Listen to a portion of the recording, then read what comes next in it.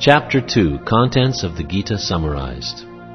Sanjaya said, seeing Arjuna full of compassion, his mind depressed, his eyes full of tears, Madhusudana, Krishna, spoke the following words. The Supreme Personality of Godhead said, My dear Arjuna, how have these impurities come upon you? They are not at all befitting a man who knows the value of life. They lead not to higher planets, but to infamy. O son of Pritha, do not yield to this degrading impotence. It does not become you. Give up such petty weakness of heart, and arise, O chastiser of the enemy. Arjuna said, O killer of enemies, O killer of Madhu, how can I counterattack with arrows in battle men like Bhishma and Drona, who are worthy of my worship? It would be better to live in this world by begging than to live at the cost of the lives of great souls who are my teachers, even though desiring worldly gain, they are superiors. If they are killed, everything we enjoy will be tainted with blood. Nor do we know which is better, conquering them or being conquered by them. If we killed the sons of Dhritarashtra, we should not care to live, yet they are now standing before us on the battlefield. Now I am confused about my duty, and have lost all composure because of miserly weakness. In this condition, I am asking you to tell me for certain what is best for me. Now I am your disciple, and a soul surrendered unto you. Please instruct me. I can find no means to drive away this grief which is drying up my senses. I will not be able to dispel it, even if I win a prosperous, unrivaled kingdom on earth, with sovereignty like the demigods in heaven. Sanjaya said, having spoken thus, Arjuna, chastiser of enemies, told Krishna, Govinda, I shall not fight, and fell silent. O descendant of Bharata, at that time Krishna, smiling in the midst of both armies, spoke the following words to the grief-stricken Arjuna. The Supreme Personality of Godhead said, While speaking learned words, you are mourning for what is not worthy of grief. Those who are wise lament neither for the living nor for the dead. Never was there a time when I did not exist, nor you, nor all these kings, nor in the future shall any of us cease to be. As the embodied soul continually passes in this body from boyhood to youth to old age, the soul similarly passes into another body at death. A sober person is not bewildered by such a change.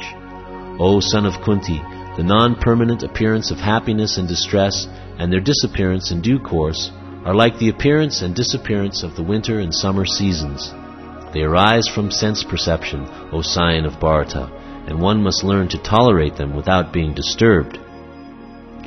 O best among men, Arjuna, the person who is not disturbed by happiness and distress, and is steady in both, is certainly eligible for liberation. Those who are seers of the truth have concluded that of the non-existent, the material body, there is no endurance, and of the eternal, the soul, there is no change. This they have concluded by studying the nature of both. That which pervades the entire body you should know to be indestructible. No one is able to destroy that imperishable soul. The material body of the indestructible, immeasurable, and eternal living entity is sure to come to an end.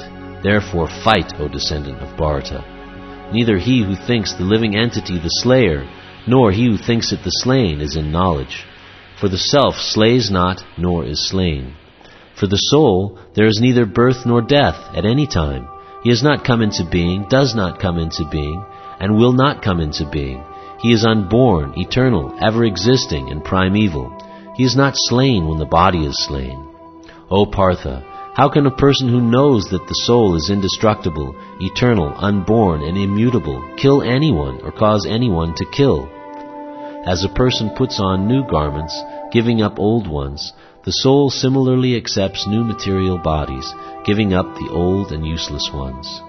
The soul can never be cut into pieces by any weapon, nor burned by fire, nor moistened by water, nor withered by the wind. This individual soul is unbreakable and insoluble, and can be neither burned nor dried. He is everlasting, present everywhere, unchangeable, immovable, and eternally the same. It is said that the soul is invisible, inconceivable, and immutable. Knowing this, you should not grieve for the body. If, however, you think the soul, or the symptoms of life, is always born and dies forever, you still have no reason to lament, O mighty armed. One who has taken his birth is sure to die, and after death one is sure to take birth again. Therefore, in the unavoidable discharge of your duty, you should not lament. All created beings are unmanifest in their beginning, manifest in their interim state, and unmanifest again when annihilated. So what need is there for lamentation? Some look on the soul as amazing, some describe him as amazing, and some hear of him as amazing, while others, even after hearing about him, cannot understand him at all. O descendant of Bharata, he who dwells in the body can never be slain. Therefore, you need not grieve for any living being. Considering your specific duty as a Kshatriya, you should know that there is no better engagement for you than fighting on religious principles, and so there is no need for hesitation. O Partha, happy are the Kshatriyas to whom such fighting opportunities come unsought, opening for them the doors of the heavenly planets. If, however, you do not perform your religious duty of fighting, then you will certainly incur sins for neglecting your duties, and thus lose your reputation as a fighter. People will always speak of your infamy, and for a respectable person, dishonor is worse than death. The great generals who have highly esteemed your name and fame will think that you have left the battlefield out of fear only, and thus they will consider you insignificant. Your enemies will describe you in many unkind words, and scorn your ability. What could be more painful for you? O son of Kunti, either you will be killed on the battlefield and attain the heavenly planets, or you will conquer and enjoy the earthly kingdom. Therefore get up with determination and fight. Do thou fight for the sake of fighting, without considering happiness or distress, loss or gain, victory or defeat, and by so doing you shall never incur sin. Thus far I have described this knowledge to you through analytical study. Now listen as I explain it in terms of working without fruit of results. O son of Pritha, when you act in such knowledge, you can free yourself from the bondage of works. In this endeavor there is no loss or diminution, and a little advancement on this path can protect one from the most dangerous type of fear. Those who are on this path are resolute in purpose, and their aim is one. O beloved child of the Kurus, the intelligence of those who are irresolute is many-branched. Men of small knowledge are very much attached to the flowery words of the Vedas, which recommend various fruitive activities for elevation to heavenly planets, resultant good birth, power, and so forth. Being desirous of sense gratification and opulent life, they say that there is nothing more than this. In the minds of those who are too attached to sense enjoyment and material opulence, and who are bewildered by such things, the resolute determination for devotional service to the Supreme Lord does not take place. The Vedas deal mainly with the subject of the three modes of material nature. O Arjuna, become transcendental to these three modes, be free from all dualities and from all anxiety for gain and safety, and be established in the self. All purposes served by a small well can at once be served by a great reservoir of water. Similarly, all the purposes of the Vedas can be served to one who knows the purpose behind them. You have a right to perform your prescribed duty, but you are not entitled to the fruits of action. Never consider yourself the cause of the results of your activities, and never be attached to not doing your duty. Perform your duty equiposed, O Arjuna, abandoning all attachment to success or failure. Such equanimity is called yoga. O Dhananjaya, keep all abominable activities far distant by devotional service, and in that consciousness surrender unto the Lord. Those who want to enjoy the fruits of their work are misers. A man engaged in devotional service rids himself of both good and bad actions, even in this life. Therefore strive for yoga, which is the art of all work. By thus engaging in devotional service to the Lord, great sages or devotees free themselves from the result of work in the material world. In this way they become free from the cycle of birth and death, and attain the state beyond all miseries by going back to Godhead. When your intelligence has passed out of the dense forest of delusion, you shall become indifferent to all that has been heard and all that is to be heard. When your mind is no longer disturbed by the flowery language of the Vedas, and when it remains fixed in the trance of self-realization, then you will have attained the divine consciousness. Arjuna said, O Krishna, what are the symptoms of one whose consciousness is thus merged in transcendence?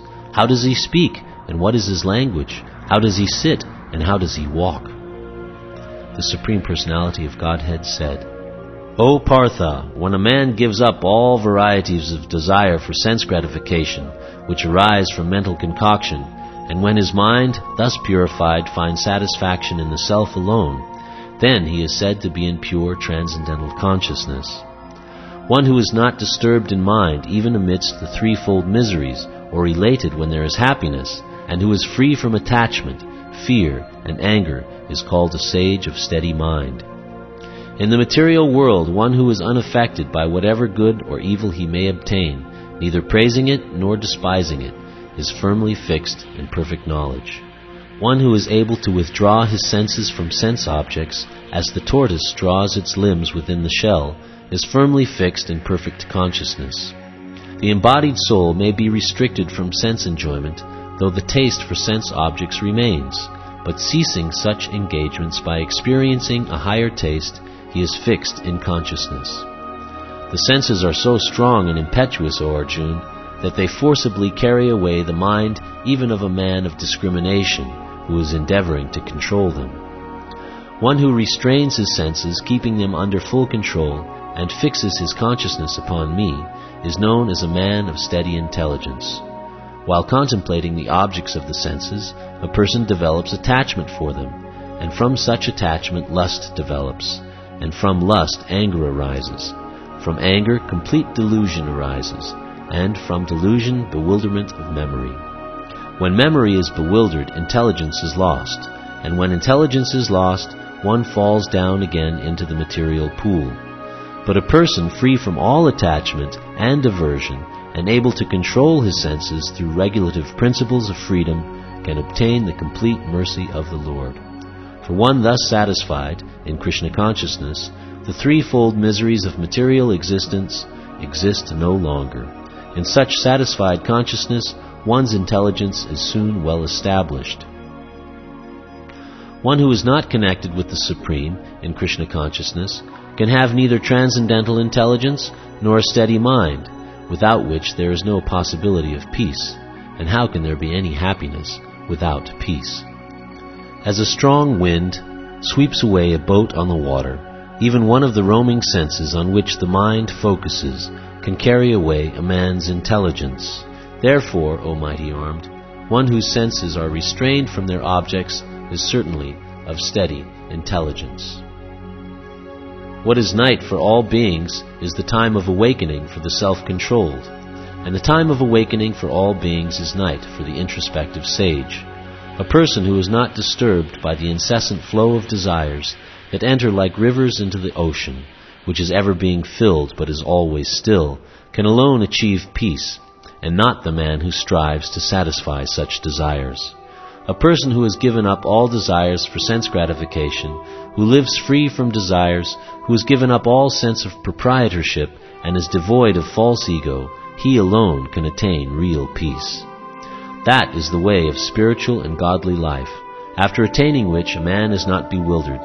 If one is thus situated, even at the hour of death, one can enter into the kingdom of God.